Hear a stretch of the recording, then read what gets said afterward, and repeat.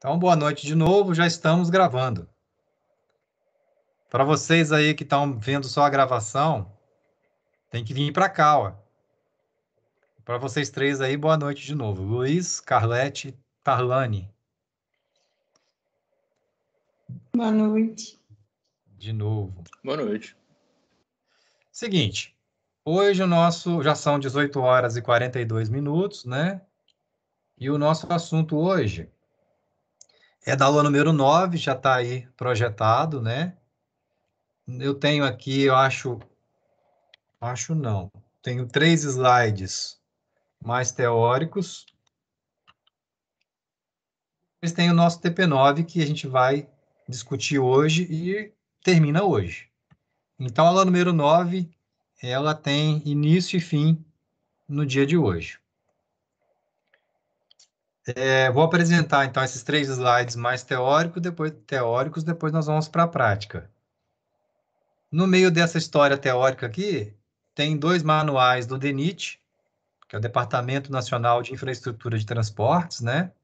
É o que rege ou regulamenta todas as normas referentes à área de projetos de rodovias.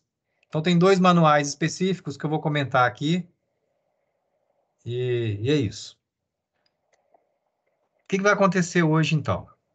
Quando a gente faz o projeto de uma rodovia, ou de qualquer via, seja uma via rural, que é uma rodovia, ou uma via urbana, né? Vamos trazer para a via urbana no nosso dia a dia. As ruas, avenidas urbanas, todas elas provavelmente vai ter uma interseção entre elas, quer dizer, elas vão se cruzar. E as vias rurais também, né? Você não consegue fazer uma via indefinidamente ela ser percorrida sem uma interseção, um cruzamento. Os maiores índices de acidentes viários ocorrem nas interseções, seja do mesmo modo de transporte, ou seja entre modos. Como assim entre modos?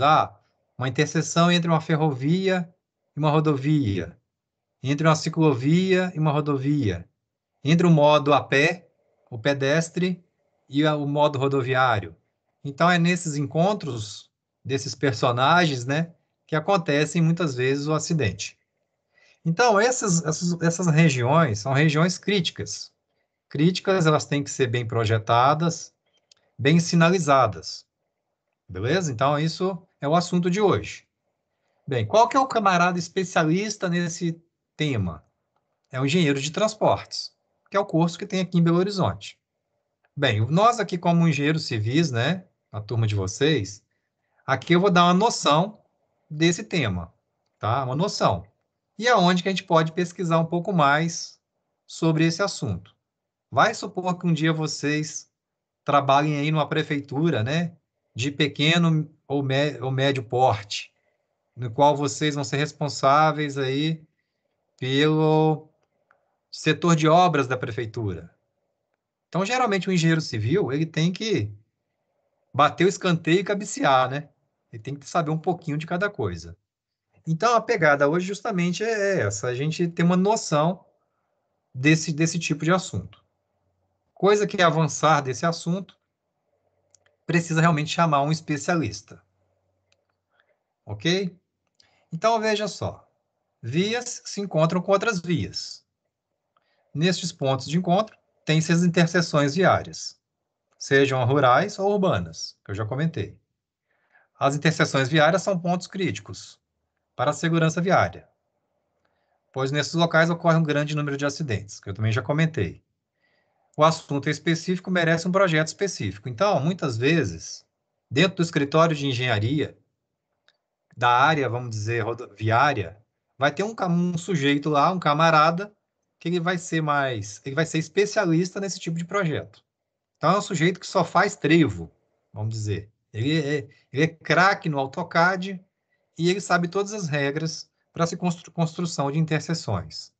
Então, às vezes, se compra um projeto específico para isso.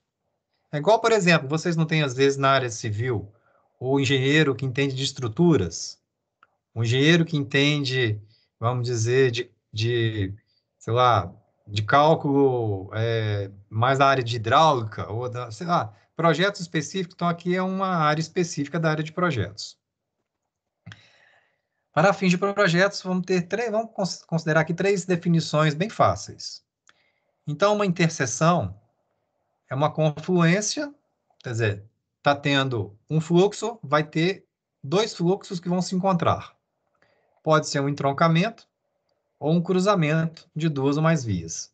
Isso é uma interseção.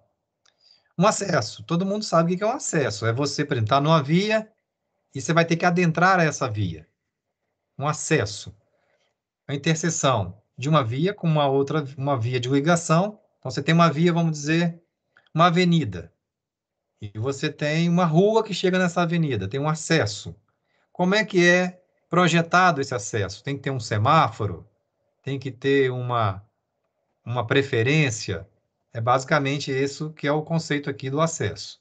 Interseção de uma rodovia com uma via de ligação a propriedades marginais de uso particular ou público.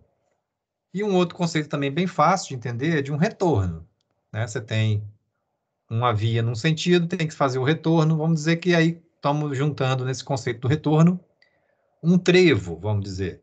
É o dispositivo de uma rodovia que permite a veículos de uma corrente de tráfego, que está indo num sentido, a transferência para uma outra corrente no sentido contrário, ou até ter um acesso mais, mais cuidadoso ou mais protegido para uma outra via. Basicamente, essas interseções que a gente está comentando, elas podem ser de dois tipos. Como assim? Ela pode ser em níveis diferentes, como assim? Passa um carro por cima e um carro por baixo. Então, isso são interseções distintas. Não tem esse cruzamento entre veículos. Ou pode estar no mesmo nível. Então, nós temos aqui um exemplo, quem é aqui de Belo Horizonte, aqui vamos supor que é o BH Shopping. Não sei se vocês conhecem aqui o BH Shopping. Aqui é a Avenida Nossa Senhora do Carmo. E aqui é a Avenida Raja. É uma interseção em níveis diferentes. Por quê? Aqui, inclusive, essas setinhas, pessoal, ela não é o que ocorre hoje na realidade. Porque na realidade, hoje, o veículo vem aqui onde está a setinha, ela desce aqui, tem um acesso, uma alça, né? Uma alça, e que pega a via embaixo, que vai para o centro de Belo Horizonte. Esse desenho que eu peguei aqui é de uma proposta de mudança de circulação. Então, o veículo não faz esse movimento aqui numa mão inglesa, no sentido contrário. Essas setinhas aqui, elas não é o que acontece hoje aqui em Belo Horizonte. A setinha está invertido aqui nesse desenho. É mais para mostrar aqui uma interseção urbana em desnível. Aqui sentido Rio de Janeiro, sentido centro. Essas setinhas estão certas. As setinhas erradas aqui, essa amarela e essa vermelha. Enfim, é só um exemplo, um desenho simplificado. Para quem também já veio passear em Belo Horizonte, ou é daqui de Belo Horizonte, aqui é a Praça 7, né? É uma foto, deixa eu dar um zoom aqui. Uma foto antiga, uma interseção em nível, no mesmo nível. Uma foto antiga e uma foto atual. Então aqui tem uma confluência das pessoas passeando aqui com esse bonde, né? Nem existe esse bonde mais. Confluência entre os próprios bondes, né? E aqui já uma via que é a mesma, no caso, o trecho viário da Afonso Pena com a Amazonas, toda semaforizada, para justamente permitir aqui a interseção das pessoas com os veículos. Sobre essas duas formas de interseções, que a gente vai discutir no próximo slide. Bem, já comentei alguma coisa. Sobre o que eu já comentei, alguma curiosidade, alguma dúvida? Algum comentário?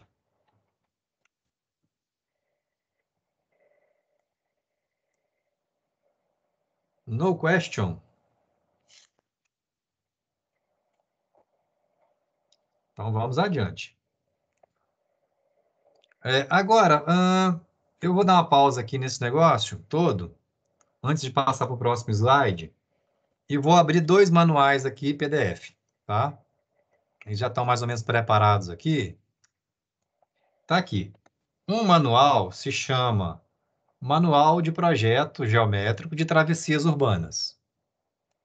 Esse manual, veja que ele é bem extenso, 400 páginas, e ele é até recente, 2010. Eu tenho um outro manual que trata do assunto, Manual de Projetos de Interseções. Então, são dois manuais do DENIT com assuntos similares. Inclusive, dentro de um tem muita coisa que tem no outro. Esse aqui já é mais antigo. Nós estamos falando aqui de uma data, deixa eu ver a data desse daqui. Esse já é de 2005. Tá, não é tão antigo assim, vai para 15 anos. Mas ainda é muito usado. Só que esse é mais encorpado. Esse tem 528 páginas.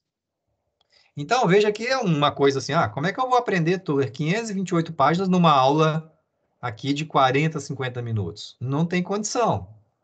Não é essa a proposta. A proposta é saber que esse material, ele existe, esses dois materiais. Então, é o que eu comentei. Ali no escritório de engenharia, vai ter o sujeito, que ele é um bom cadista, talvez ele até saiba projetar no Civil 3D, e talvez ele tenha um conhecimento técnico desses manuais. Então, ele vai ler esse manual, beleza? Então, ele vai ser o especialista nisso. Coisa que aqui não é o objetivo. Mas para não ficar sem a gente folhear esse manual, esses manuais, eu destaquei aqui umas 4 regiões desse manual. Eu vou nesse primeiro aqui. Quando a gente pega um material assim muito denso, tá, pessoal? Aí dica serve para qualquer matéria. O que vocês devem fazer? Ir no sumário, fazer uma leitura aí transversal do negócio, porque é muita coisa.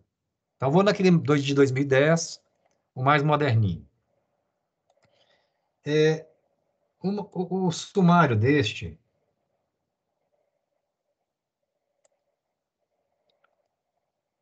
nossa, tem muitas figuras, ele é bem interessante. Olha, tem 110 figuras, tabelas, diversas tabelas. Realmente aí é um estudo muito. É aquele negócio, aprenda sozinho, mais ou menos por aí. O camarada na empresa, vai ser estabelecido que vai aprender a fazer isso. Isso não se aprende na escola, se aprende realmente sozinho. Porque é muita coisa. Ou então, num curso específico de projetos para fazer interseções. Que não é, isso não existe nas universidades. É bem assim mesmo que a gente está aprendendo. Então, o sumário aqui é um sumário bem simples. Eu vou destacar aqui, por exemplo, na página já 29, que eu já marquei aqui algumas coisas. Na página 29 desse manual, tem algumas definições. Então, é como se fosse um glossário.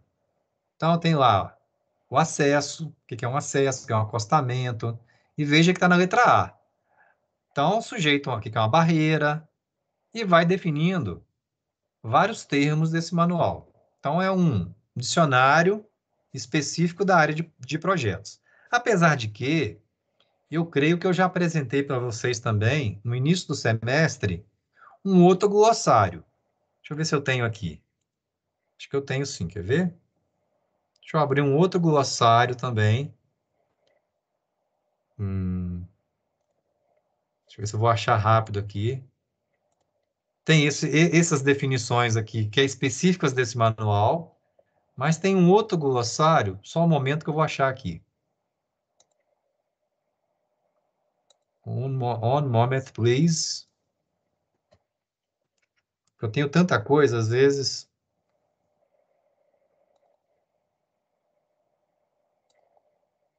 Aqui, achei. Ó, eu não sei se eu já apresentei isso, mas se eu não apresentei, eu vou apresentar agora. Esse outro que eu estou abrindo aqui, então eu já abri o terceiro. Esse já é mais genérico, é um glossário de termos técnicos rodoviários. Eu acho que eu já mostrei isso sim. Esse tem quase 300 páginas. Esse tem, às vezes, qualquer termo da área rodoviária, não só da área de interseções. Ah, eu quero saber lá, professor, o que que é uma sarjeta? Vamos lá, sarjeta. Você vai procurar sarjeta. Opa, não achou ou não achou? Achou 14 termos sarjetas. Próximo.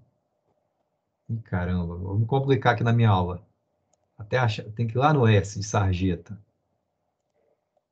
Enfim, vou pegar um qualquer aqui, só para a gente treinar. Olha lá, offset. É uma estaca cravada, 2 metros da crista de corte, ou pé do aterro, devidamente cotada. Então, são termos. Ah, eu tenho dúvida lá, professor. Estou lá no escritório sozinho, ninguém está me ajudando. Eu tenho dúvida que o meu chefe falou de um termo lá que eu não sei o que é. É a hora de correr aqui e pesquisar nesse dicionário, que é específico da área rodoviária. Esses termos aqui já são específicos, tem, lógico, repetido que tem lá também, mas são específicos aqui da área de interseções. E eu separei aqui outra página desse manual aqui de interseções, que é que se faz uma classificação das vias rurais e urbanas. Tem uma figura aqui bem fácil de entender, logo no início desse capítulo, essa figurinha que está aqui. Deixa eu dar um zoom nela. Para quem é aqui de Belo Horizonte, por exemplo, vamos supor que essa amarelinha aqui fosse a Afonso Pena com a Amazonas, que eu dei de exemplo agora há pouco da Praça 7. Já essa Avenida Vermelha seria, por exemplo, a Avenida, sei lá, do Contorno. E essas ruas são ruas que dão acesso às duas.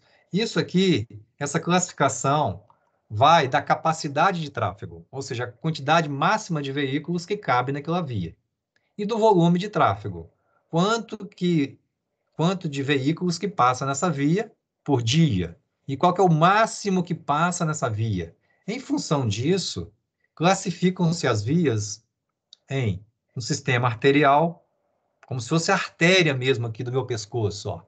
Na artéria do meu pescoço passa muito sangue, porque ela é grossa.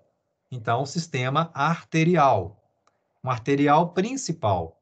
Se a minha artéria é um pouquinho menor, por exemplo, a artéria aqui do meu punho, já é uma artéria dita secundária. Tem um volume de sangue menor. É uma artéria também, só que é secundária. E essas vias em azuis são justamente umas vias coletoras. São as veias que levam o sangue para as extremidades dos meus membros, para o meu dedo, para a minha orelha, os meus pés. Então, esse sistema que a gente tem no corpo humano, ele tem também na cidade. Bem, em função disso, que pode-se levar esse mesmo exemplo para a via rural, via rural também tem isso. Por exemplo, você tem, às vezes, a BR 381, que dela partem outras vias para outros municípios. Então, a 381, por exemplo, seria uma via dita arterial. Enfim, essas vias têm como base a capacidade e o volume de tráfego. Fácil de entender, né? E aí, essa figurinha também é bem fácil de entender. Por quê? Veja se eu colocar o mouse aqui em cima. Se eu colocar o mouse aqui em cima, esse retângulo aqui, que é o tal do arterial, que é aquela veia grossa, nesse ponto aqui onde está o mouse, tem uma alta mobilidade. Quer dizer, eu vou dos campos 1, a do Cefet aqui, eu não sei como dar exemplo aí de Curvelo, mas aqui, eu fui umas 2 vezes em Curvelo, mas aqui em Belo Horizonte, se eu sair do campus 1, eu consigo chegar rapidamente ao centro, porque eu pego a Avenida Amazonas. Então, eu tenho uma alta mobilidade, mas eu tenho, no caso aqui, uma baixa acessibilidade. Eu não consigo, por exemplo, nem parar, às vezes, nessa avenida, porque não tem estacionamento. E, ao contrário de uma via local, ela permite uma alta acessibilidade a vários locais. Tanto é que eu posso cortar caminho. Então, aqui é a relação entre a mobilidade e a acessibilidade. Isso também é um conceito fácil de entender. As vias locais são mais acessíveis aos locais que eu quero ir. Eu posso ir cortando o caminho. E a mobilidade diz respeito a grande quantidade de tráfego. Em função dessa classificação e dessa relação entre acessibilidade e mobilidade, é que as pessoas vão se encontrar. Como assim as pessoas vão se encontrar? Carro, carro com gente, carro com bicicleta. E aí vai nascer uma tabela que eu vou mostrar aqui, que é a tabela da página 45. 45 não, da página 53, que é um pouquinho mais adiante aqui. O camarada faz o seguinte. Cadê a minha tabela? Está aqui. Então, o sujeito ele já classificou a sua via, e aqui em Belo Horizonte essas vias já são classificadas, por exemplo, pela concessionária de trânsito, que é a BH Trans. Então, já tem todo o mapeamento da cidade classificando essas rodovias. Beleza? Então, o que acontece no projeto de interseção? Vamos supor, exemplo prático dessa tabela número 2 aqui, que eu estou mostrando. Eu tenho, por exemplo, uma via dita expressa primária. Eu tenho, por exemplo, aqui em Belo Horizonte, o anel rodoviário, que vai ter uma interseção, um encontro com uma via local. Então, essa coluna com essa linha sistema local. Então, tem que haver, na verdade, um bloqueio, quer dizer, não pode deixar. Essa é a sugestão do DENIT. Não se faz um sistema local encontrar com a via expressa primária. É uma imposição. Tá, mas eu quero então, Tuller, fazer uma via expressa do anel rodoviário com uma via expressa secundária. Por exemplo, o anel rodoviário, eu fico às vezes, pessoal, dando exemplo de Belo Horizonte, eu não sei se vocês conseguem enxergar, mas eu vou continuar dando. Como, por exemplo, a Pedro II, que é uma avenida importante aqui de Belo Horizonte, né? Então, que é uma via expressa secundária. Esse, essa interseção tem que ser feita em desnível, ou seja, em níveis diferentes. Tanto é que acontece dessa forma. Você passa carro por cima e carro por baixo. E assim, essa tabela vai sendo, vamos dizer, construída pelo projetista. Por exemplo, canteiro central.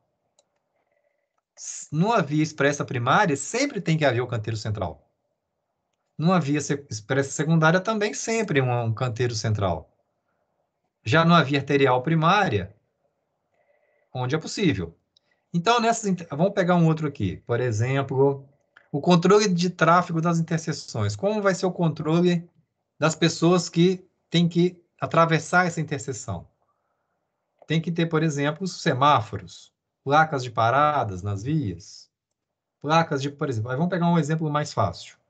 Do sistema local, de uma rua do seu bairro, com uma rua do seu bairro. Pode ser feito em nível, quer dizer, não precisa fazer um viaduto e apenas uma placa de parada. Quem tiver, vamos dizer, a preferência, no caso, pelas leis de Código de Trânsito, né, do Código de Trânsito Brasileiro, quem tiver ali a preferência, ela faz a conversão e a vida segue. Não precisa nem de semáforo.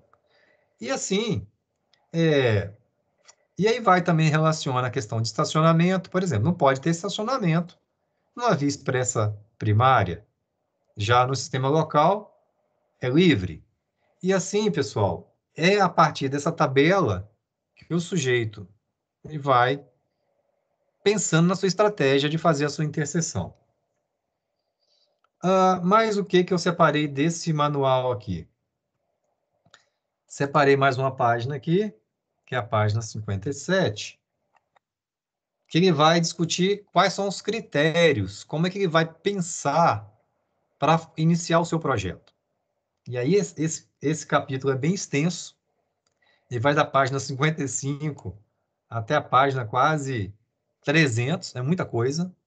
E basicamente ele vai discutir 6 coisas. Eu vou só falar as coisas que ele vai discutir aqui. Ele vai discutir da capacidade que essa via suporta o que ela tem, ou que você quer que ela tenha. Vamos supor que seja... O que é a capacidade? A capacidade é a quantidade máxima de veículos que consegue ter num determinado horário. Ah, eu tenho lá, por exemplo, professor, eu tenho 4 faixas de rolamento. Então, naquele momento, num trecho aí de 100 metros, ocupando as 4 faixas, a capacidade máxima é de tantos veículos. Isso é calculado para ele tomar decisões aqui e fazer uns cálculos mais adiante. Outra coisa é do volume de tráfego. O que é o volume de tráfego? É a quantidade de veículos que vai passar por dia nessa via. Pode ser por dia, pode ser por hora, ou pode ser até por mês.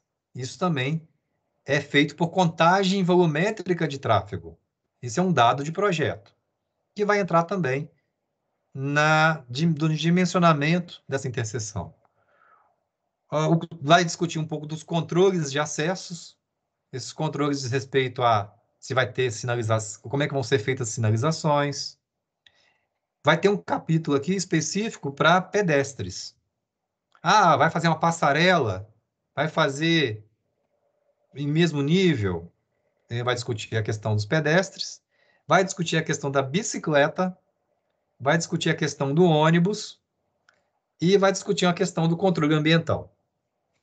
É basicamente isso que nesse manual de 400 páginas. Por isso que eu falei assim, a gente está só passando por esse assunto. Alguma curiosidade, pessoal? No question?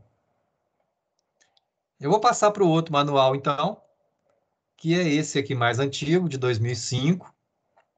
E aqui eu vou frisar só os tipos de interseções com base naquela tabela. Você pode escolher qual interseção que você pode projetar. E aqui vão aparecer assim. Professor, Ei, só uma pergunta aqui, que você estava falando das interseções entre vias, você estava citando o exemplo da Praça 7, né? sim, Ali seriam duas vias arteriais, expressas ali são primárias, eu duas não sei qual a arteriais. classificação. Ali são duas Duas arteriais, arteriais. beleza. Urbanas. Aí, Pode falar. pois é, mas ali, qual que é a interseção entre elas? A Tem interseção semáforos nas duas, né, dos dois lados, e tem a Praça 7 lá no meio, mas qual que é a... é uma interseção em mesmo nível.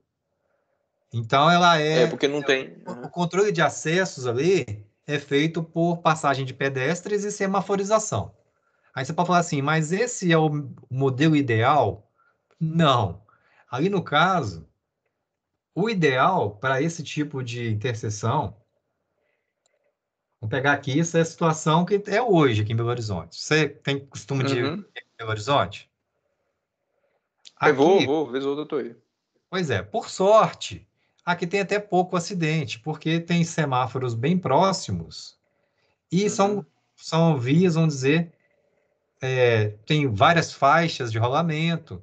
Então, vamos dizer até que funciona bem, mesmo sendo duas vias arteriais importantes da cidade, elas não dão muito congestionamento, não. Elas são vias até legais de transitar e com velocidades até boas, assim.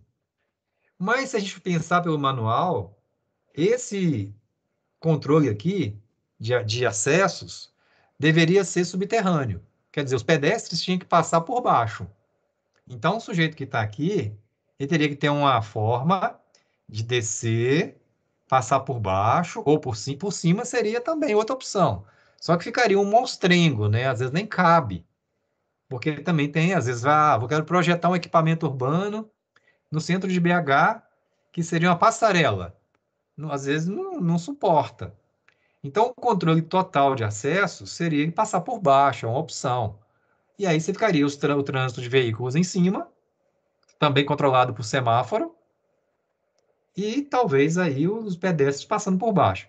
Mas como, vamos dizer, já está apaziguado essa região, e seria, vamos dizer, posso assim, Isso deve ser traumático, bem antigo também, né? traumático essa mudança, isso aqui, vamos dizer, ficou Exatamente. desse jeito, ficou o jeito mineiro de ser, Aham. tá? Coisa que a gente Beleza, pensar obrigado. bem, por exemplo, lá em Você já foi passear, por exemplo, na Argentina, Buenos Aires? Se não fosse a pandemia, era pra ter ido, né? Pois A é. pandemia me Buenos impediu. Aires tem uma via parecida, muito importante. Em São Paulo, quer dizer, por exemplo, pegar a Paulista, que é o caso brasileiro aqui, a Paulista, que é uma das é a principal via urbana de São Paulo. Lá, muitas vezes, lá também é engraçado, lá é acesso a interseção de pedestres com a Paulista no mesmo nível. Então, tem passarela, tem faixa de pedestre. É, isso muitas vezes, pessoal, é até às vezes saudável. Faz com que o pedestre fique no mesmo nível. Aí tem os defensores, né? Arquitetos que defendem essa comunhão entre os modos de transporte, né? Aí entra outra pegada. Vou até lembrar de um caso, vai, já que a gente está falando de interseções, mudar um pouco de assunto aqui. Eu não sei se eu vou ter tempo, meu tempo hoje está. Uma vez, isso já tem uns 4 anos, eu fui fazer um passeio na Europa. Eu sou engenheiro agrimensor. E aí a gente foi na Inglaterra, fui visitar uma filha minha, que estava estudando lá na época fazendo um intercâmbio. E aí todo mundo, né, foi passear em Londres e cada um aqui de casa falou assim, aonde você quer ir? Aí minha filha menor, eu quero ir na roda gigante, aquela roda gigante grandona. A outra, eu quero ver o Big Bang. Eu quero ver a ponte, esqueci o nome da ponte agora. Ponte, sei lá, esqueci o nome Rio agora. Tamisa. Do Rio Tamisa. Aí eu falei assim, não, eu quero ir no Observatório de Greenwich, que era a única coisa que eu me interessava lá, justamente para ver o meridiano de Greenwich, pela minha formação.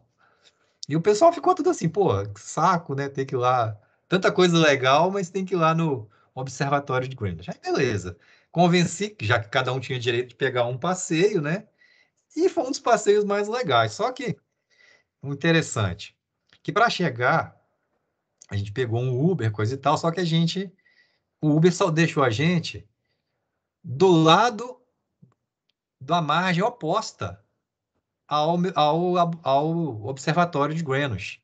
É o Tamisa, né? O Rio. E Isso. tinha uma interseção, aí que entra o assunto interseção. Tinha uma interseção, que não é bem interseção, vai, que passava debaixo do rio. Então tinha uma passagem de pedestre que passava por baixo do rio. E deixou a gente do lado de cá. Falei, pô, foi até legal, né? A gente foi uma errada que valeu a pena. Pelo menos a gente conheceu um negócio diferente. Que quem vai passear em Londres não quer fazer esse passeio. E aí, beleza. Falaram, vamos pegar esse caminho aqui, que é um puta de um túnel de pedestres, e estamos lá andando, atravessando. Eu e minha família, eu, minha esposa e minhas filhas. Quando chega no meio, vem uma rapaziada em sentido contrário. Aí eu falei assim, putz, vamos ser roubados aqui, né? Vamos arrancar até nossas roupas. Não era assim, um lugar meio deserto, né? Eu falei assim, agora estamos ferrados. E aí as pessoas parece que pensaram a mesma coisa da gente. E vieram cagando de medo de lá para cá também. Quando a gente se encontrou e a gente, um vindo de lá para cá, outro indo de cá para lá, nós saímos correndo, quer dizer, eles saíram correndo para nós para cá também. E assim foi o passeio. Quando chega do lado de lá, não é bem uma interseção, né? Porque passa o rio em cima e essa passagem embaixo. O Observatório de Greenwich é uma das coisas mais bonitas que eu já vi na vida. Porque é tipo uma universidade, né? Com um gramado gigantesco e tem aquele velho passeio que a gente põe o pé, aí é bem simbólico, né? Tem uma faixa no chão que é o meridiano de Greenwich. Aí você põe o pé do lado ocidental e o outro pé do lado oriental, né? Vamos dizer, uma viagem desse tipo. Uma foto. O mais simbólico da visita, né? É mais simbólico, porque, inclusive, do lado técnico, esse meridiano de Greenwich, depois ficou sabendo que ele estava errado a posição. Então, não é bem ali naquela região. Mas tem um negócio no chão. Aí fica todo mundo batendo foto lá, né? De cabeça para baixo, não sei o quê. Mas é bem legal esse passeio. Eu estou me lembrando aqui, porque justamente a transição no modo a pé é debaixo do rio. E é grande, dá mais ou menos aí. Porra, eu acho que dá bem uns 500 metros de passagem por baixo do rio. Tá doido. Mas é bem legal que você desce. Imagina, você tem que ir até pro fundo do rio, depois atravessar o rio, vai descendo toda a vida. Depois você sobe, sobe, sobe, sobe, sobe, sobe, para chegar no outro leito. Mas tem nada a ver com o assunto de hoje, né? Mais uma curiosidade. Deixa eu voltar aqui. Nesse manual aqui, eu queria mostrar o seguinte. Deixa eu ver vocês aqui. Fora esse caso, pena que a gente não está de forma presencial, né, para a gente contar casos. Tudo tem tempo aqui. Esse negócio de tempo no remoto é bom, mas é ruim. Deixa eu ir mais adiante. Eu quero mostrar onde que eu quero chegar. Só um momento, pessoal.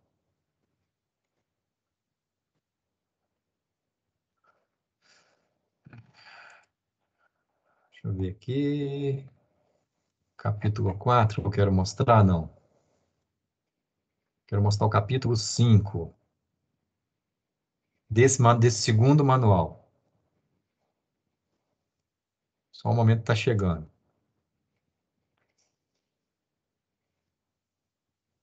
Não.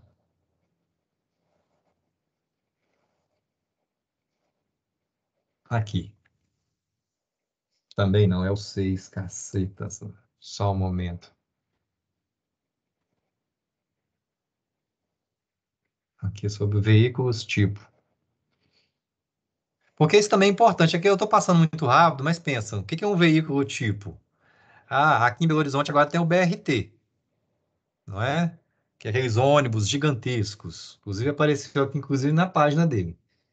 Bem, para esse veículo transitar bem em Belo Horizonte, teve que fazer uma via exclusiva, né? Uma via que vai do centro, por exemplo, no Mineirão, passando pelo Antônio Carlos, que é uma avenida aqui também de Belo Horizonte. Tem que ter interseções, porque senão esse veículo não consegue virar ou fazer o retorno. Então imagina os raios de giro desse veículo. Então isso tudo tem que ser pensado, tá, pessoal? Por isso tem aqui estudando, por exemplo, os raios de giro,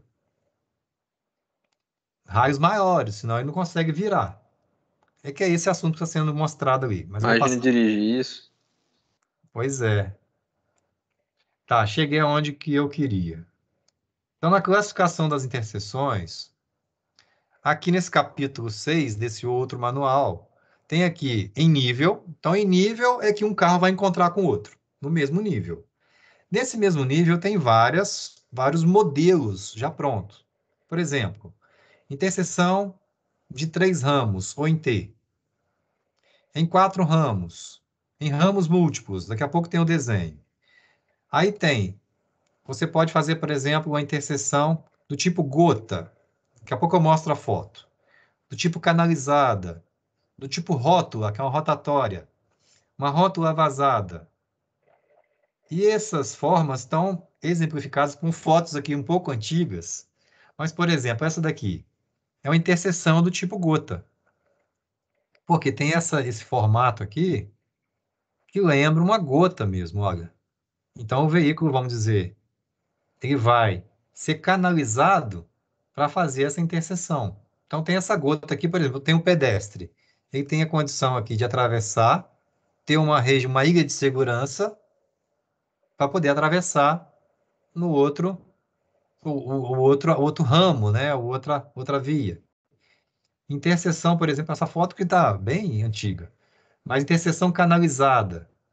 Você tem, por exemplo, o veículo, ele é canalizado, tem essa forma canalizada para justamente ele não atrapalhar o trânsito do outro sentido.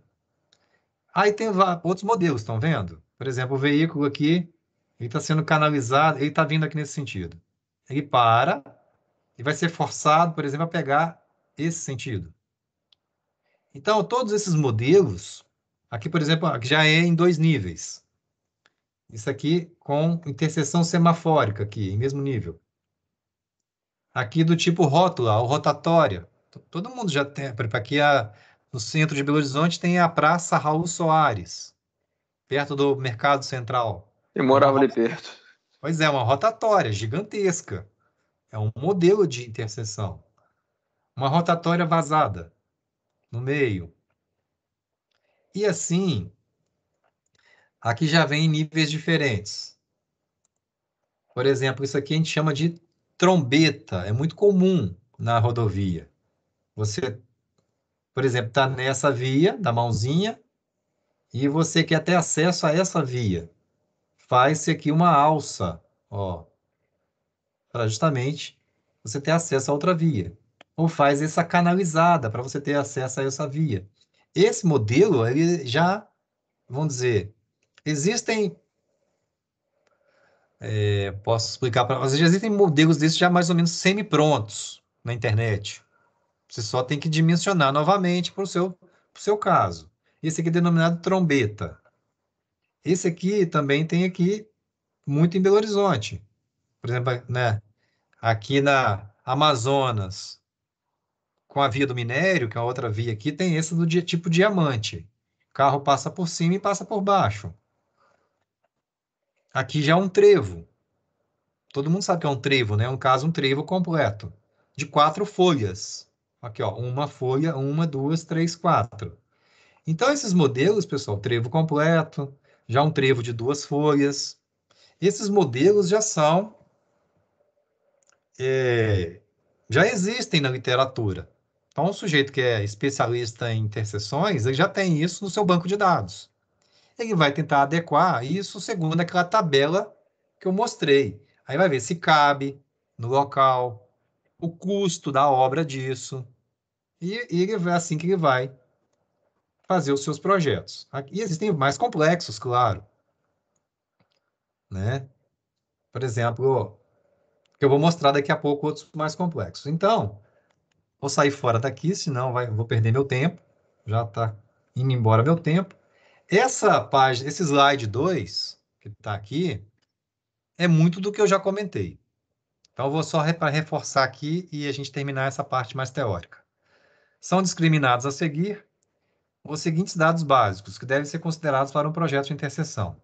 Então, você tem que saber qual que é a classe funcional das vias que vão se interceptar, que eu já comentei. Em função de quê? Do volume de tráfego, da capacidade e de outros elementos. Então, você sabe já uma via que vai encontrar com outra via. Então, essas são as classes. Tem aquela tabela que você fala assim, eu quero fazer, então, o trombeta. Um daqueles modelos lá que eu mostrei. Eu quero fazer um trevo. Bem, aí parte para a prática do negócio.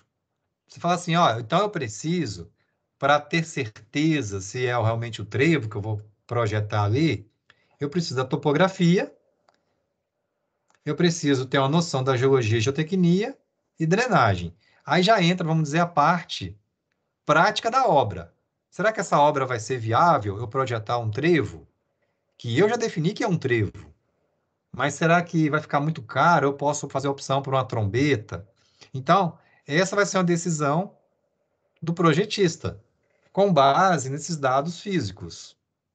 Parece complexo, pessoal, mas aí, com a experiência do projetista, e aqui nós estamos na noção de aprendizado, né? E depois, vocês depois vão ter essa noção mais prática do negócio. E projetar tudo isso aqui para ser viável a minha obra. Só um detalhe aqui. A interseção, o mais importante aqui é que ela seja na região mais plana possível da sua rodovia.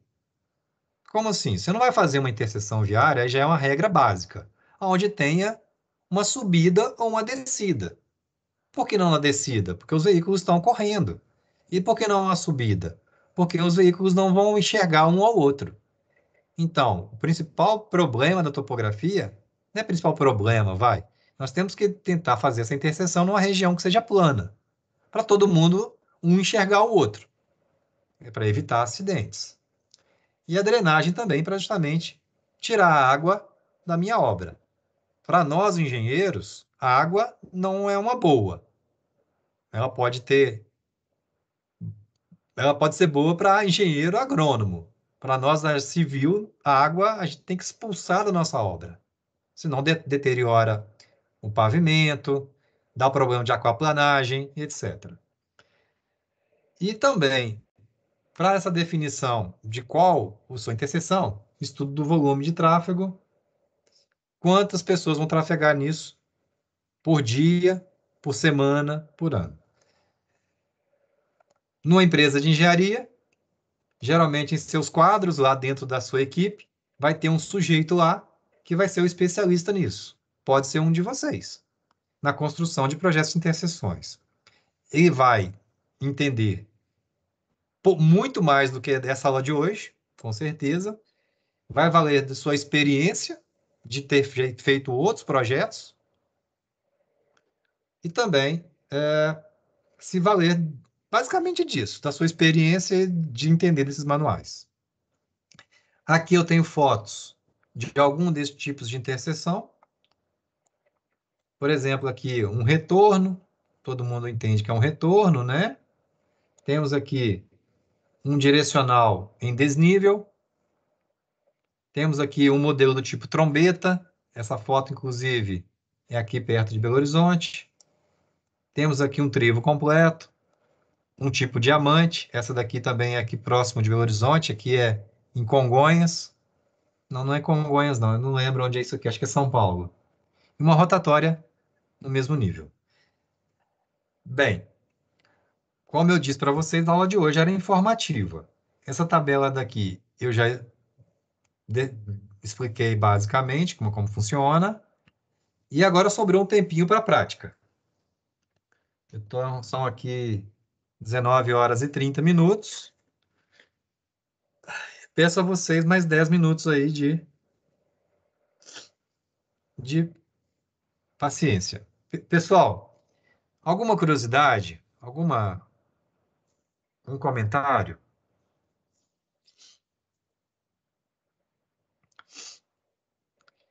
Se está muito rasteiro, muito simplificado o assunto, é por aí mesmo, tá bom? É mais essa noção mesmo Noção básica. geral, né? Noções gerais, Dos Luiz. conceitos. Lógico, é aquele negócio. Se você vai enveredar para um assunto, aí tem que estudar mais.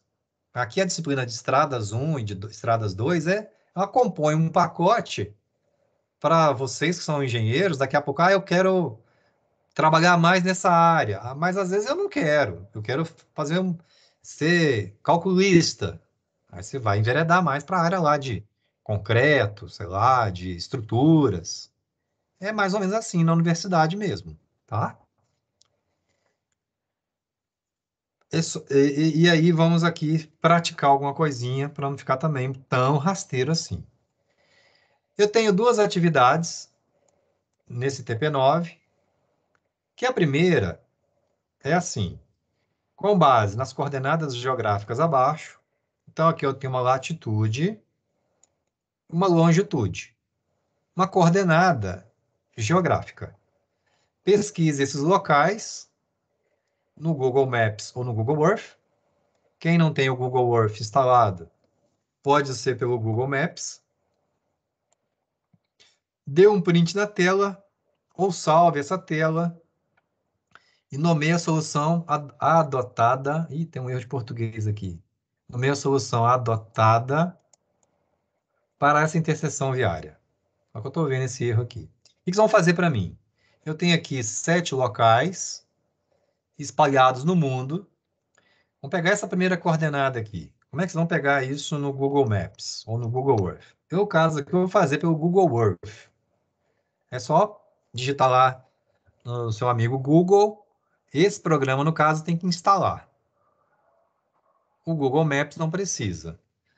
Aqui, no caso, eu já peguei e digitei a coordenada desse primeiro ponto, ó, 19, 58, 21.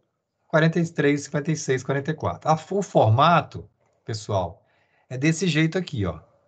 19, a bolinha do grau, 58 com minutos, no caso sul, 43, 56. É o formato. Aí vocês pesquisem lá como é que entra com essa coordenada. Eu já digitei aqui para ganhar tempo. Por acaso, essa coordenada aqui, vou mandar aqui pesquisar aonde é isso. E ele vai me levar para essa posição. Que por acaso, essa daqui está no Brasil, está em Belo Horizonte, que é justamente o trevo do BH Shopping. Então, deixa eu colocar aqui ele na forma visualizar. Eu não quero visualizar. Só um momento, pessoal. Queria tirar o 3D dele. Onde é que tira o 3D? Ferramentas. Na parte de baixo, em camadas, professor. Aqui, terreno. Eu quero tirar o terreno, tá? Ó, terreno. Vou visualizar só a planimetria. Cadê o bichão, hein? Sumiu. Tá aqui. Então, eu estou visualizando aqui. Aqui está o nosso BH Shopping, Avenida Sentido Centro, Avenida Raja. Vou posicionar aqui na direção norte. Eu vou mandar visualizar aqui a minha escala. Está aqui embaixo já, ó. Visualizar escala. Vocês estão vendo aqui. Vou colocar na projeção ortogonal. Como assim ortogonal? Vendo de cima mesmo. Deixar aqui. Como se estivesse vendo a vista ortogonal. Tá aí. Centralizei esse bichão aqui. Aí eu venho aqui no meu TP, escrevo aqui, solução adotada. Trevo completo. Trevo completo. Onde vocês vão saber o nome das outras? Pode pesquisar essas que eu dei aqui, ou podem pesquisar nesse manual aqui. Lá tem todas. E aí, vocês vão conseguir preencher aqui. Um vai ter trombeta, vai ter outras aqui. E esse é o item 1 do TP9. Sobre o item 1 do TP9, dúvidas? Fácil, né? Só perguntar, onde que acha esses manuais? Ou a gente já baixou tudo e eu tô esquecendo? Onde acha o quê? Esses manuais? Os manuais. No site do DENIT. Eu não sei se você lembra que uma vez eu ensinei o site do IPR. Espera aí. Aí, já que você perguntou, vamos lá responder. Direitinho, né? Deixa eu abrir aqui uma internet. Você vai IPR, que é Instituto de Pesquisas Rodoviárias, DENIT. Acho que eu já mostrei isso um dia, mas vamos lá, ó. Instituto de Pesquisas em Transportes IPR. Aqui tem normas. E tem aqui, onde está, por exemplo. Não sei se é normas ou manuais. Só um momento, pessoal, que aqui eu acho que mudou. Vão no manuais. Aqui. Esse manuais. Você vai achar aqui, Luiz, ó. Manual de conservação, de inspeção. Ó, manual de projetos de interseções. Tranquilo, valeu. E tem outros, tem esse e tem o outro. Aí você pesquisa por aqui. Vejam, senhores, que é até bom de ter entrado aqui. Olha o tanto de manual que tem. Né? Então é muita coisa mesmo. Mas voltando ao nosso beabá aqui. Então, cada coordenada dessa qual, né? Dessa tem um tipo de interseção, é só escrever aqui na frente. Basicamente é isso. Sobre o item 1 do TP9, dúvida? Só Tranquilo. escrever aqui, dá um print ou faz uma tabelinha de Excel e manda esse item 1. O item 2 agora. O item 2 é um pouquinho mais. Vai demorar um pouquinho mais. Vai demorar um pouco para vocês fazerem. Tá assim. Redesenhe a interseção viária da página 47.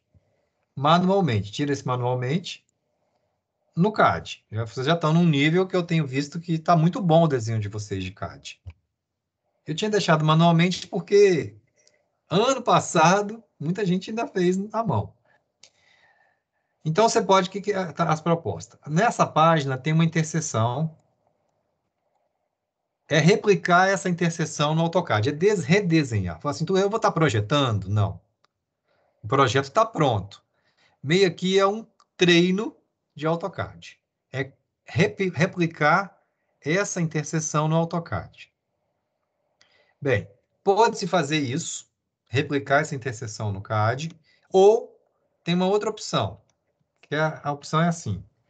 Outra opção, outra alternativa, replique qualquer uma das interseções desse item 1.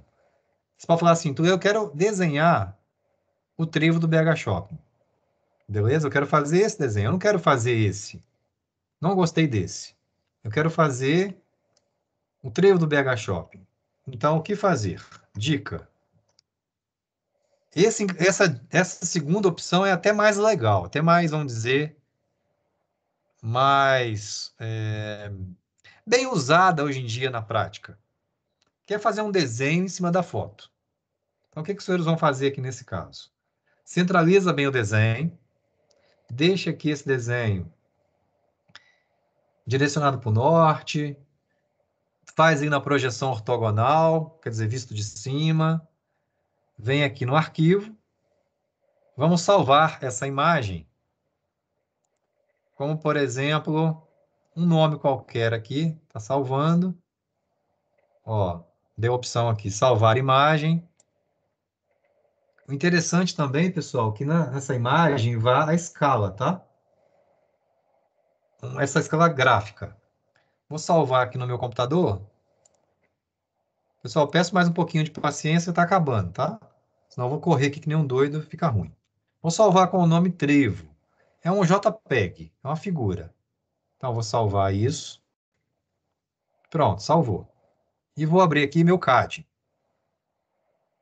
Talvez eu esteja falando aqui coisa que vocês já sabem fazer, tá? Mas a minha obrigação é falar. Alguém faz isso que eu estou fazendo aqui? Alguém já fez? Desenhar em cima da foto? Certo, não, né? Mas a gente faz. Não, não é um. Você falou que não é correto? É, dependendo do tipo de serviço, não, né? Olha só, mas começa a ganhar muito uso, Tarlane, principalmente se a foto tem uma resolução alta. Sim, eu falei porque é do Google Earth, né? No Google Earth, realmente não. Mas se você tem uma foto, por exemplo, de um drone, onde o pixel tem 4 centímetros, fica uma imagem de alta resolução. E aí, Sim, com certeza. ela quase substitui uma medição topográfica, né? Ganha-se Sim. tempo danado. Então, vamos simular que essa foto tem resolução. Realmente não é muito da prática, não, mas vamos sugerir que seja, para a gente treinar aqui um exercício. Espera aí que está carregando o CAD, tá, pessoal?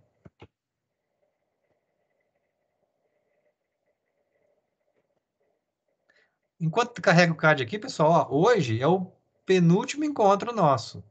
Semana que vem é o último. Já é o TP10. Podia dar estrada 2, hein? Mas Estrada 2 é mais a área de Também pavimentação. acho. Pavimentação já não é muito a minha praia. Eu entendo alguma coisa, sei. Eu já fiz disciplina, inclusive, mas não é muito a minha área, entendeu? Específica. Aí tem que entender um pouquinho de geotecnia também, de ensaios de laboratório de pavimentação. Mas tem um professor muito bom também que vai estar com vocês. Que é, acho que é a professora Ana. Se bem que não deve ser a Ana, não, que a Ana está com um bebezinho novo, vai entrar de, como é que fala? É maternidade. Vocês devem ter professor novo aí. Licença. Licença maternidade. Essa questão, já que a gente comentou, o CAD meu tá demorando a abrir aqui. Já que vocês comentaram aí de Estradas 2, pessoal, vocês vão ter que ver como é que vai ser esse retorno, tá? Porque aqui em Belo Horizonte, algumas disciplinas mais práticas vão voltar presencial. Aqui parece que vai ser só topografia e elétrica, se não me engano. Não É vão ser mesmo? todas, não. Eu sei que eu tô no projeto, eu tô no Estradas 2. Ó, Estradas 1, semestre que vem. De novo. Bem, pessoal, aqui eu tô abrindo meu CAD, demorou um pouquinho, desculpe aí. Então, ao caminho, inserir. Eu vou inserir aqui uma imagem raster, que é uma figura, né? Aquela figura que eu salvei. Tá aqui, trevo. Igualmente eu faria se tivesse uma resolução maior. Tá aqui a bichona inserida, ó. Tá aqui. Então eu tô com essa figura dentro do CAD. Vou fazer apenas duas coisas aqui, que é colocar essa foto numa escala. Você pode fazer isso agora ou fazer depois, aumentando essa escala, ou fazer de uma vez. O que que eu vou fazer aqui, pessoal? Veja que essa distância nesse desenho tem 100 metros. Então, daqui até aqui, na foto, tem 100 metros. Então, o que fazer? Eu vou fazer uma linha aqui, mais ou menos, dou um zoom, né? Fazer de outra cor também, vai. Pegar aqui, fazer daqui até aqui, dar um zoom aqui. Até aqui assim. O branco no branco ficou bom não, né? Deixa eu colocar uma corzinha aqui. Que vai melhorar um vermelho. Tá aí. Não sei se está dando para vocês verem, tá bem vermelho aí. E essa reta, vou medir a distância dessa reta. Dist. Essa reta que eu acabei de desenhar, ela tem, não sei se vocês estão vendo aqui, tem 89,268. Deixa eu anotar aqui no canto do meu caderno aqui, ó. Ela não deu 100, porque quando eu importei a foto, ela importa num tamanho aleatório. Então, no meu caso aqui, esse 100 corresponde a 89, esses 100 milímetros ou 100 unidades. Eu gosto de pensar o CAD sempre como milímetros. Já o arquiteto gosta de pensar como centímetros. Então, eu vou pensar como milímetros, porque esse desenho vai sair na 1 para 1000. Meio viagem que eu estou falando, tomara que vocês tenham entendido. Mas vamos lá. 100 unidades, 100 milímetros. Quando eu medi aqui, deu 89,268 metros, para que esse desenho fique na escala de 1 para 1000. Eu tenho, então, que pegar esse desenho meu aqui e fazer com que esse tamanho aqui, esse tamanho que é 100, fique menor, fique o tamanho 89. Então, eu tenho que reduzir esse desenho. Minto. Tá dando bizil aqui na minha cabeça. Só um momento. Eu tenho que aumentar ou diminuir? Isso é o efeito cansaço de gravação. Eu tenho que...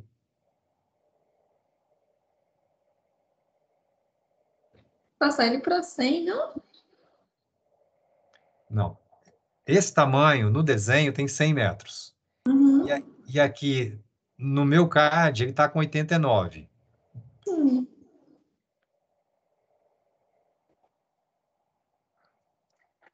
E tem que aumentar ele para 100.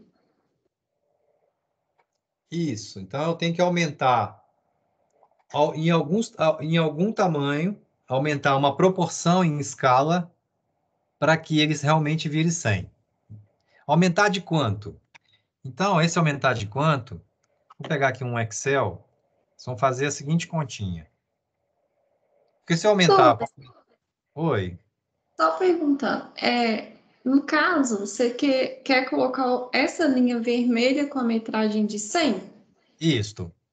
No caso, se você fizer uma linha de 100 e usar o comando align, não é mais fácil, não? Eu Ou gosto de usar o comando escala, scale, a mas pode usar a linha também. Deixa eu continuar no meu raciocínio aqui, quer ver? Olha só. Então, eu vou pegar aqui 100 é o tamanho que eu desejo. E o meu desenho aqui tem 89,268.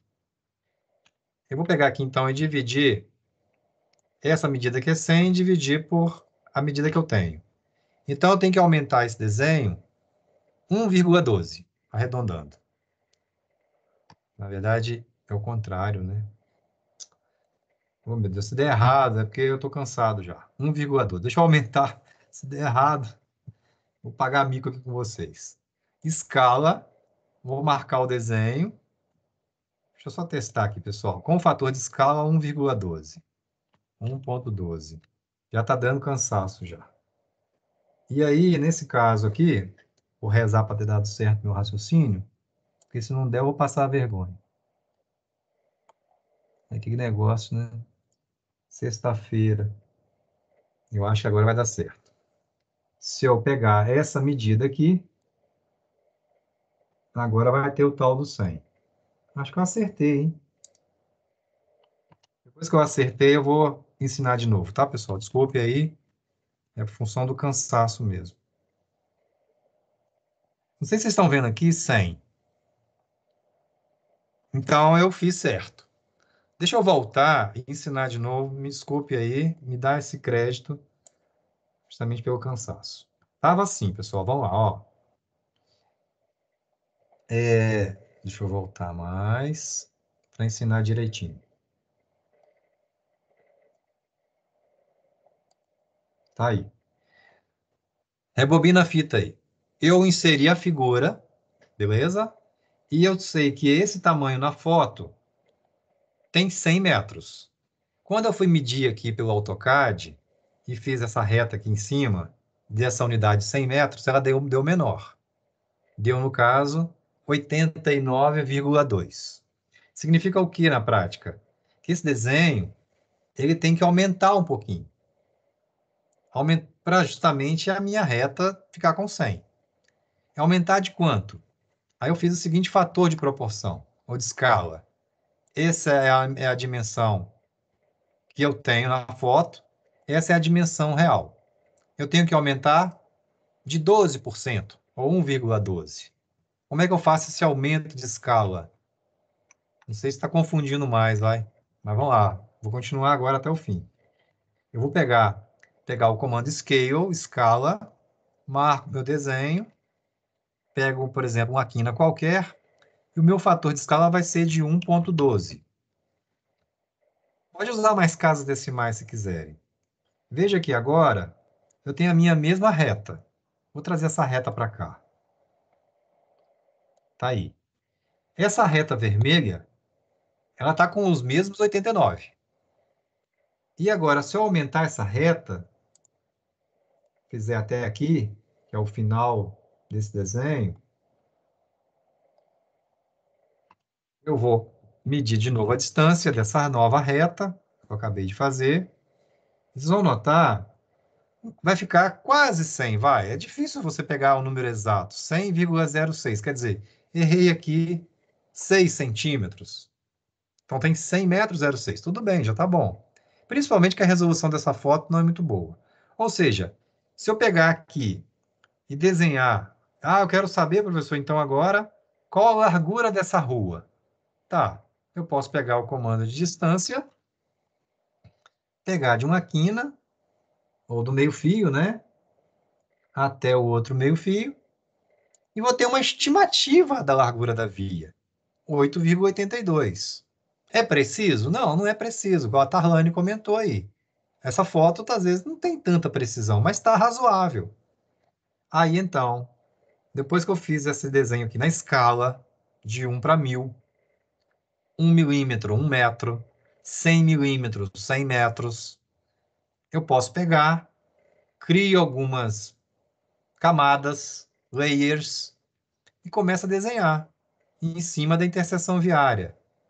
Eu quero, por exemplo, desenhar, aí vai a parte CAD, né, pessoal? Aí agarrar se eu fizer aqui o desenho de CAD. Mas eu posso fazer, por exemplo, um círculo que passa por 3 pontos. Ah, eu quero que passa aqui, aqui, ó, começou a desenhar já. E aqui. Beleza, já fiz essa interseção. Vou fazer outra. Aí é questão de desenhar e o capricho, né? Quero desenhar outra que passa por 3 pontos. Aqui, aqui, e quero desenhar aqui. Você pode falar assim, turma, mas tá ficando ruim. Não, mas aí é de acordo com o desenho que eu tenho. Faça tudinho, use o comando cortar, né, aparar, vai caprichando aqui, segundo as suas camadas. Se quiser depois pode cotar, né? Vou cotar um aqui, vai. Vou cotar o raio. Ó. Não está muito ruim não, pessoal, porque eu já fiz essa prática de topografia aqui em BH e o raio dessa alça do viaduto aqui é 29 metros. Deu 28,80. Errei 20 centímetros. Talvez eu errei aqui porque eu não peguei bonitinho aqui, ó. Mas errar 20 centímetros nesse desenho tá razoável. E assim, os senhores vão desenhando. Se quiser depois, põe essa fotinha aqui para o lado, e vai ficar aqui o desenho e a sua foto. Esse desenho, se tiver depois no papel, ele vai estar na escala de 1:1000. 1:1000. Aí você vê quanto você quer plotar. Se quer plotar, aí vem o outro assunto de CAD, né? Que é o layout, aí foge do assunto de estradas. Aí já é desenho técnico. Pessoal, esse é o objetivo do TP9. Essa noção, da aula número 9, essa noção geral do assunto, mas esse desenho de CAD que, confesso que não é um projeto, é um desenho, é uma cópia de algo que existe, mas já dá para treinar. E acabou. Acabou hoje, né? Quem está me assistindo aí na gravação, ó, vocês dão um jeito de vir para a aula, tá? Tô falando não é para esses 3 que estão aqui, não. Para vocês que estão aí achando que passaram, eu vou começar a tirar nota. As notas lá do TP7, vou começar a apagar lá do diário. Luiz, Carlete e Tarlane, obrigado pela Opa! presença. Obrigado por vocês estarem juntos até agora. Desculpe aí o atraso, né? A gente passou do horário. E a gente se vê sexta que vem no último encontro. Tudo E o bem, TP9 é professor. para semana que vem. Ok. Façam que eu quero fechar vocês com nota 100. Quem tem chance aí de 100? Alguém tem No chance de meu 100? caso, Só Tia Alane e tá, Carlete tchau. deve ser. As duas eu acredito. Agora eu. Você está devendo quanto, Luiz? Eu tirei ponto Pra seu? 100? É. Ah, tirou ponto. Tirou. Teve um trabalho que eu tirei 6, eu acho 2 que eu tirei 9 e um que eu tirei 8. É. Não. Não, aí a Mas proposta que eu ia te fazer. Mas foi Eu vacação aceito minha. Eu 5 esqueci de mesmo. mandar uma parte. Você vagabundou mesmo, né? Não, porque eu ia É, foi fazer uma vacação minha, proposta né? boa para você. Se você, tipo assim, se você tirasse 10 no TP8, no TP9 e o TP10, eu te daria total. Ó. Opa! Professor, aqui, ó. Mas aí você tirou um 6, cara. Pô, você me ferra É, com essa proposta. Você, Carlete, como é que tá? então, eu perdi ponto nos 2 desenhos. Mas No é muito ponto que você TP7, perdeu? eu perdi um ponto no TP7, tirei 9. E perdi um ponto de bobeira no TP5, porque eu não fiz a rachura lá do corte. Mas tudo bem. Entendi. Aí eu tirei 9,9. Mas o resto tá E você, tranquilo. Luiz, perdeu quanto? Você perdeu 4 num trabalho e mais o quê? Ao todo, bicho, eu devo ter perdido uns 9 pontos, eu acho. Para você tá mais difícil te ajudar. Não, não vou. Não vou. A Carlete Não vou. tá de pé a proposta. Ó, Você tá. Para você, vamos ver, Luiz, está em análise. Mas, Carlete, beleza, tá proposta para beleza. você tá de Sem- pé. Se você Vou tirar, vou focar agora, fazer direitinho aí. se você tiver 10 no TP9 e 10 no TP10, eu altero a sua nota para 100. Vai ser o Tá seu primeiro 100 do Cefet. Uai, se for assim, Eu não sei, tudo. você tem Eu outro 100 no Cefet? Sei. Ah, de cálculo. A Carlete deve ter uns 10, 100 aí ao todo. a Tarlane, Se for esse juntar 10, meu cálculo todo, não dá 100. Uai, Túlio, eu quero garantir, então, aí meus 10, ué. Mas No você perdeu TP8, ponto no já, TP9 e Tarlane? no TP10. Ainda não. Mas você está me devendo ponto? Não, não perdi nada até Ah, então agora, você não. vai conseguir, ué. É, eu Você acho está até que Eu quero vendendo ponto. garantir. Você podia Charlane vender fazendo seus pontos charme no aí. texto. Charlane tá firme e forte, professor. Não precisa, não. Ela e a Maria estão firme e forte aí. Mas é isso, Mas professor. Carlete, mas esses são meus únicos 100 NDzinho. É, isso é verdade. A Charlane é muito boa nessa área, viu, professor? Eu não gosto, eu vou ser sincera. Falou em CAD, eu fico triste. Mas CAD é treino. Tudo é treino na vida, né? Tem muito detalhe. Acho que a única matéria É que eu beirei tirar paciência assim foi também, né? sociologia. Assim. Luiz, no seu caso, eu vou pensar ainda, tá? Não, tranquilo, sem problemas. A gente tá Pensa brincando com aqui, carinho tá? O que aí. Não, a importa gente fica realmente brincando. é aprender também, né? Não, o que vale é isso. E aprender com os erros também. Claro. A gente tá brincando aqui que nota nem às vezes é o que mostra se a É. pessoa ela entendeu, se ela tá envolvida com o assunto. Eu, inclusive, considero muito mais vocês aqui na aula, né? A gente conversando, do que se tem nota tal, tá bom? Estou brincando. Não, de boa. Verdade. Boa Pessoal, noite, bom final de semana. isso para vocês também. Obrigado aí. Boa noite, professor. Boa noite, meninas. Até mais. Tá bom, tchau.